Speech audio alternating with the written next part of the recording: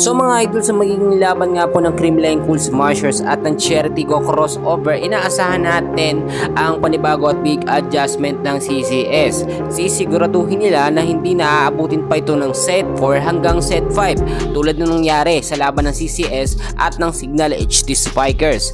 Well, marami din nagtatanong mga kaibigan kung makakapaglaro na ba eto nga pong si Risa Sato dito nga po sa koponan ng Cherry Tigo crossover. Well, ayon na rin sa mga update mga kaibigan, ay hindi po agad-agad mabibigyan ng minuto or playing time etong si Risa Sato dito nga po sa Cherry dahil ipa-priority ng Cherry mga kaibigan ang kanilang mga star player, hindi po ang mga bagong player na pumasok po sa kanila. Sa pagkakataong ito, dito naman po sa Creamline Cool Smashers mga kaibigan ay magkakaroon sila ng panibagong starting 6 lineup, which is ang sinasabi ko, mabibigyan po ng minuto or magkakaroon ng maayos na rotasyon, makakapaglaro ang mga bench player ng Creamline Cool Smashers. Marami din nagsasabi at nagtatanong about naman dito nga po kay Alyssa Valdez. As of now mga kaibigan, wala pang malinaw na update kung si Alyssa Valdez nga po ba ay makakapaglaro dahil nung last game nakita naman natin medyo napasama o nagkaroon ng injury ito nga pong si Alyssa Valdez. Well, para sa akin naman minor injured lang naman yung nangyari nga po kay Alyssa Valdez at makakapaglaro at mabibigyan pa rin siya ng minuto kapag ka okay po ang kondisyon niya.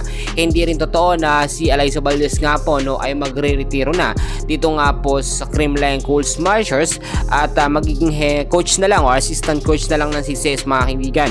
Ngayon kasi nakita naman natin capability pa at kayang-kaya pa makapaglaro ni Alyssa Valdez at kayang-kaya niya pang ipakampiyon ang kanyang kupunan na Creamline Cool Smashers. Sa ngayon kasi kung titignan ho natin sa standings, ang Creamline Cool Smashers ay still undefeated at wala pa rin pong talo. Nakita natin malaki pa rin ang tsansa ng Creamline Cool Smashers na madepensa ng kampyonado ngayong season na ito mga kaibigan.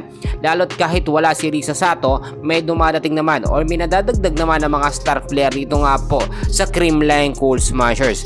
Yung mga update na kung saan nga po mga kaibigan ay mahihirapan daw ang CCS o hindi daw mananalo ang CCS dito nga po sa Cherry Tigo dahil merong Risa Sato.